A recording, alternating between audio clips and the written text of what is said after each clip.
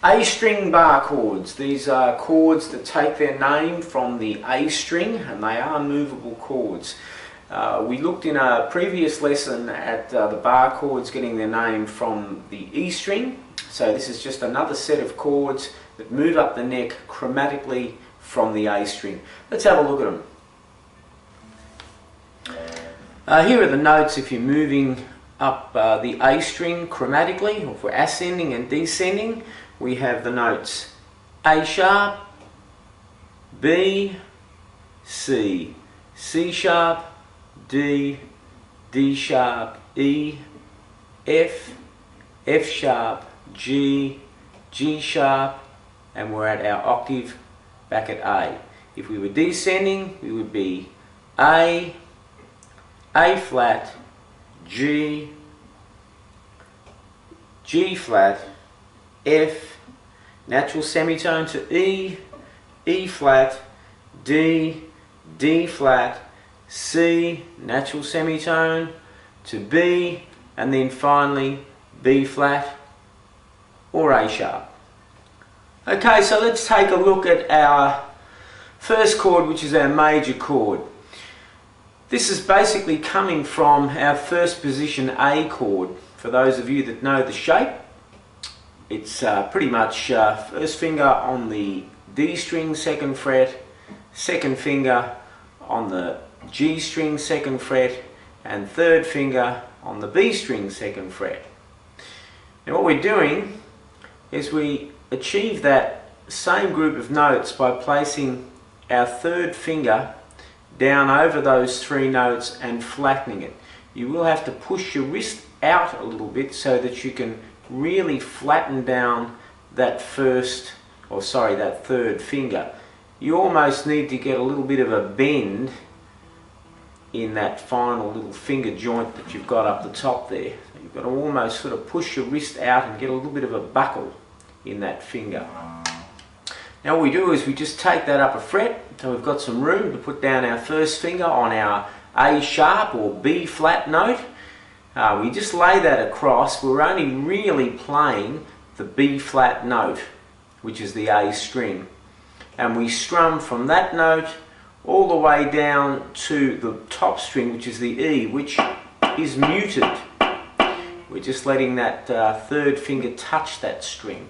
And there is our B flat chord.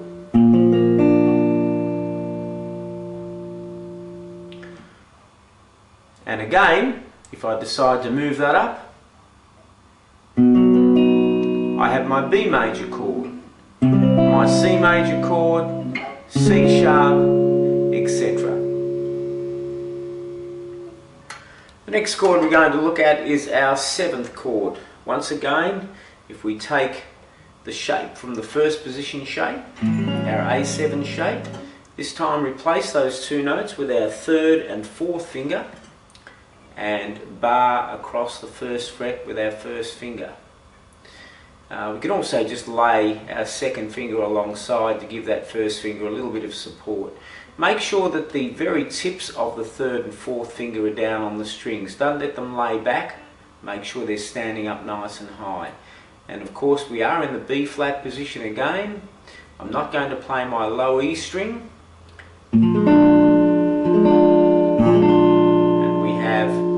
Our B flat seventh chord.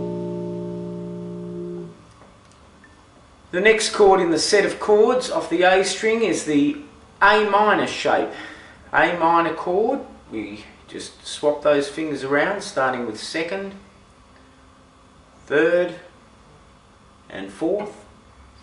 We have our A minor shape, move it up a fret, bar straight across that first fret.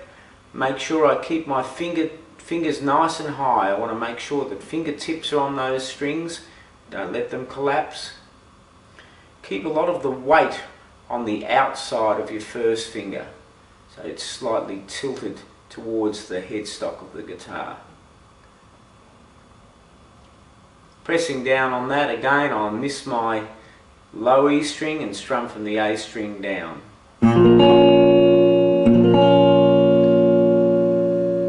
That would be my B flat minor chord.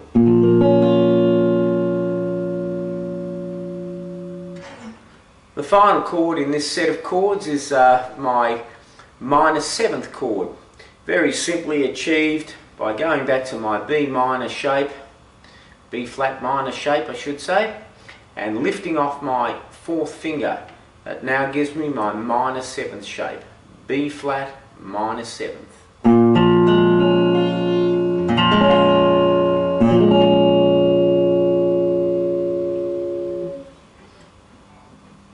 Remembering I'm strumming from the A string down.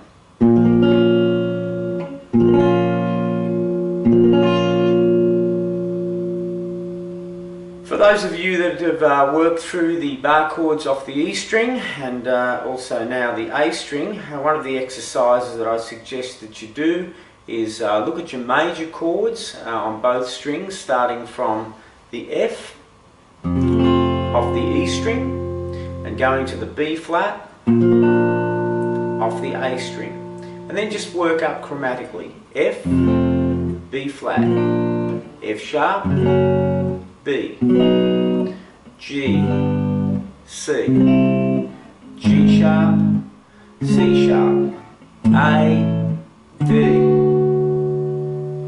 That's like quite common in what we call a 1-4 progression. It's something that you will do quite often. Then repeat that process for the minor chords, F minor, B flat minor, F sharp minor, B minor, G minor, C minor, etc. And do the same with the 7ths and the minor 7ths. I do suggest that you memorise the E string shapes and the A string shapes separately. But good luck with it, have fun, and we'll talk to you next time.